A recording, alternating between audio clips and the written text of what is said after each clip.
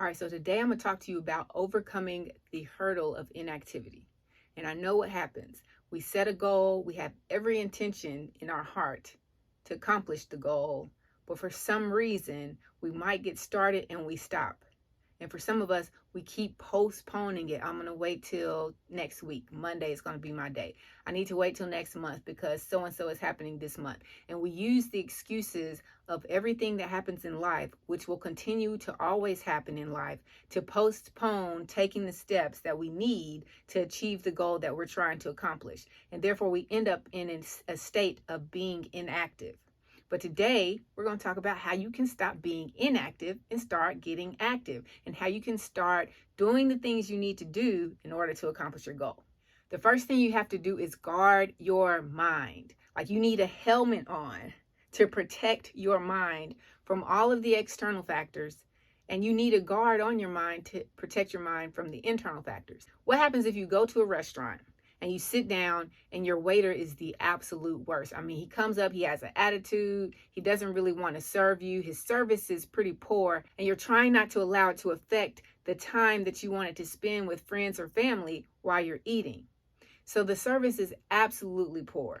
He doesn't ask you for beverages. You have to ask for menus. You need a straw. He doesn't want to go get it. All of that. You've been there. You've had that waiter. But then he brings out a dish that is absolutely delicious. I mean, it is the best dish you have had in the last 5 years. All of the flavors are marinating and seasoned just right. And everything is perfect. Everything goes perfect together. And so you're able to almost overlook the waiter because what you're eating is just that good, until he has to bring you the check, of course. And then it's like, well, why are you even here? Now, let's say you go to that same restaurant and your waitress is an angel from heaven. She's giving you the menu with her own recommendations of what she thinks you might like. She's even offering to pair what you're eating with the house wine. Like, everything is perfect. You can ask her any question. She knows about every item on the menu. She'll ask you what your favorite flavors are, what you have a taste for, and then she'll recommend something for you that she thinks will benefit and suit your needs. She's refilling your glasses without you having to ask. She's coming back to the table every 5-10 minutes, checking on you. Do you need anything else? Is everything fine? While you're eating, you're like, oh man, she about to get a good tip. So you tip her well. You had a great experience, a great time. The food was great. The waiter was great. Then you wake up tomorrow with food poisoning. Here's the message. You have to protect your mind from those things that appear to be negative, as well as from the things that appear to be the best thing for you, positive. Your friends can have good intentions, but the information that they're sharing and giving with you and they want you to consume is not benefiting your mind. It's food poisoning for your mind. And on the other hand, you can have somebody that you kind of don't really like, but the information that they're giving you, although it may be brash, might be something that's what you needed to hear at the time. And if you just think about it, it can help propel you further in life. So you have to guard your mind. When you come up with a goal and you start sharing it with people, or you keep it to yourself, but you start doing things differently, people are going to have opinions. People are going to have advice. People are going to have tips and tricks that you should try that they probably haven't even tried themselves. But you have to guard your mind. You have to protect it from all of the knowns and the unknowns that are out there, because not always are you going to know what is best for you. But if you constantly fill your mind with good quality information and good quality advice, then you can stay encouraged on this journey to your goal, and you'll understand how to set small tasks for yourself that will keep you motivated to continue on until you accomplish the big task. The second thing you got to do is change your default settings.